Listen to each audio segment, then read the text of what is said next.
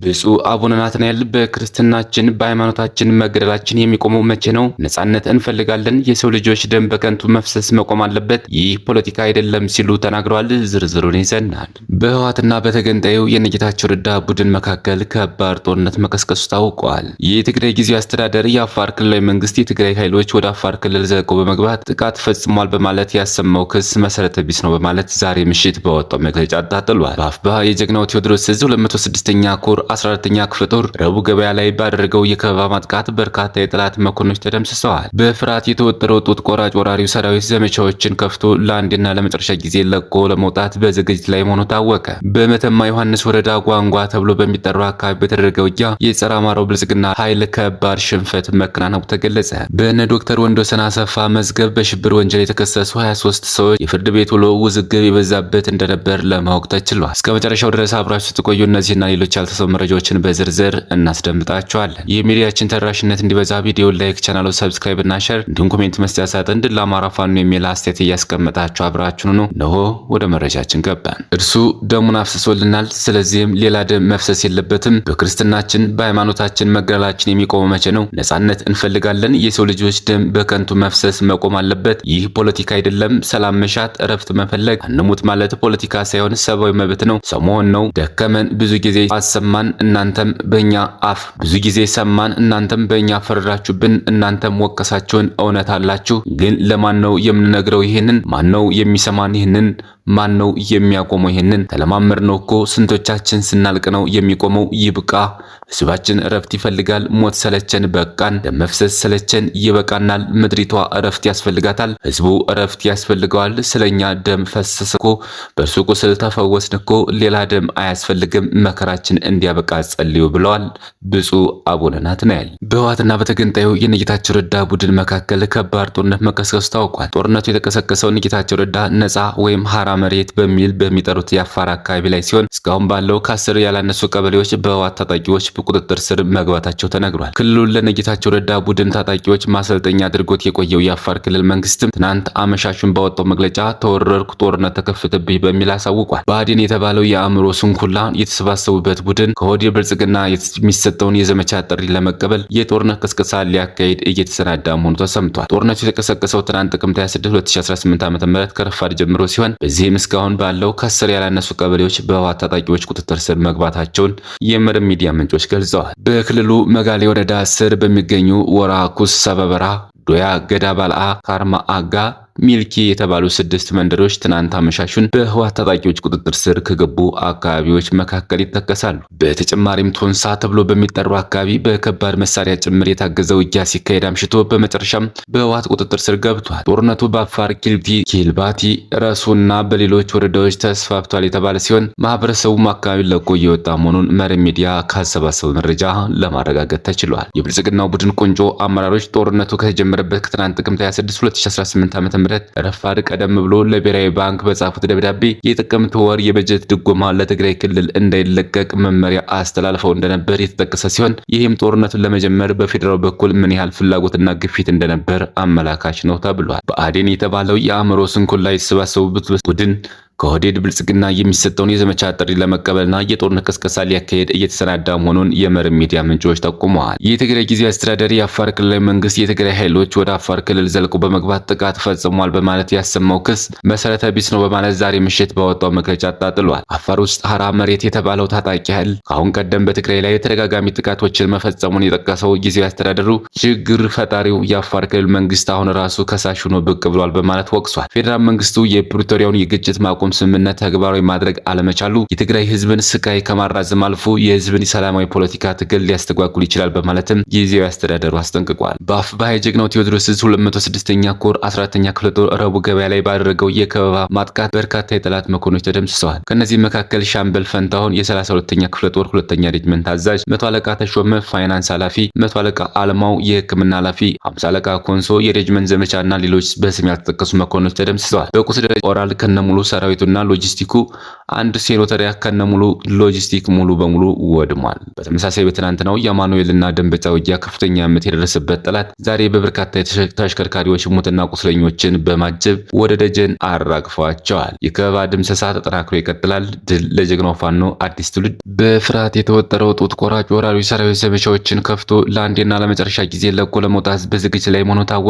ዘርን መሰረት ባደረገ አማራን ለማጥፋትና ኢትዮጵያን ለመበተን የሚንቀሳቀሰው የአብይ አህመድ ቡድን ተስፋ የለሽ እቅዶችን አቅዶ ንዑስ ወረዳዎችንና የገጠር ቀበሌዎችን ዘመቻ በመክፈት አሰሳ ጀምራለሁ ሲል የቅዠት ሀሳቡን ማንጸባረቁ ታወቀ። በገጠራማ ቀበሌዎች አስሼ ፋኖ የለም በማለት ለክልሉ አስረክባለሁ በማለትም ተስፋ የለሽ እቅዳቸውን ያመላክታል።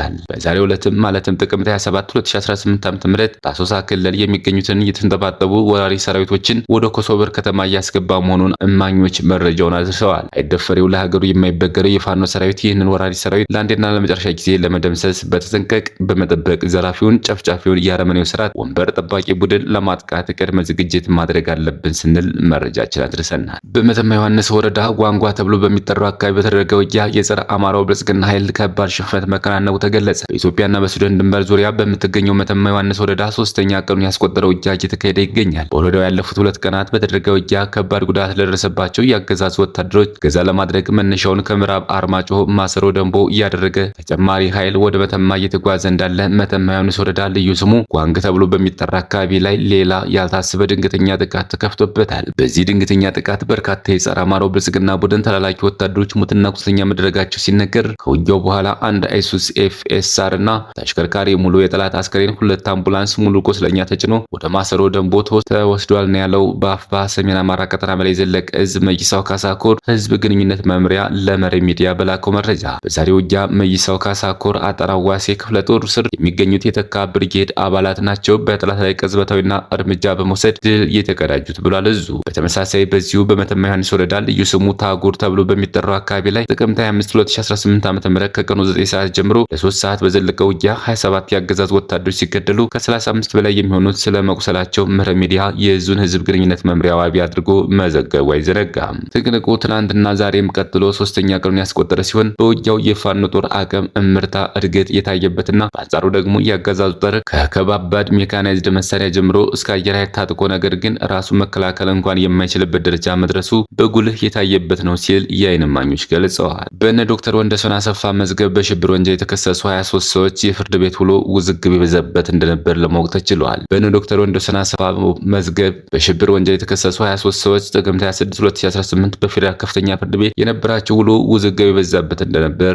ለማወቅ ተችሏል። መዝገቡ የተቀጠረው አቃቢ ሕግ የተከሳሾችን ስልክ እንዲጠለፍ ያደረኩት በፍርድ ቤት ትዕዛዝ ስለመሆኑ ደብዳቤ ያመጣሉ በማለት በጠየቀው መሰረት ምላሹን ለመጠባበቅ የተሰጠ ነበር። በዕለቱም አቃቢ ሕግ ለማ ቱጃር በተባለ መዝገብ የተከሳሾችን ስልክ ቁጥር እንዲጠለፍ በሚል ከፍርድ ቤት ስለማስፈቀዱ የሚገልጽ ደብዳቤ ለፍርድ ቤት አስረክቧል። ይሁን እንጂ ተከሳሾችና ጠበቆቻቸው ከአሁን ቀደም ጠፍቷል በተባለውና ይህን ተከትሎም የድምጽ ማስረጃ ባለማቅረቡ አንድ ሰው ነጻ የተለቀቀ መሆኑ እየታወቀ ጠፍቷል የተባለው የለማ መዝገብ እንደ አዲስ ተደራጅቶ ሊሆን ስለሚችል መዝገቡ ይቅረብልን በማለት መጠየቃቸው አቃቢ ሕግን ብቻ ሳይሆን ዳኞችን ጭምር አላስደሰተም።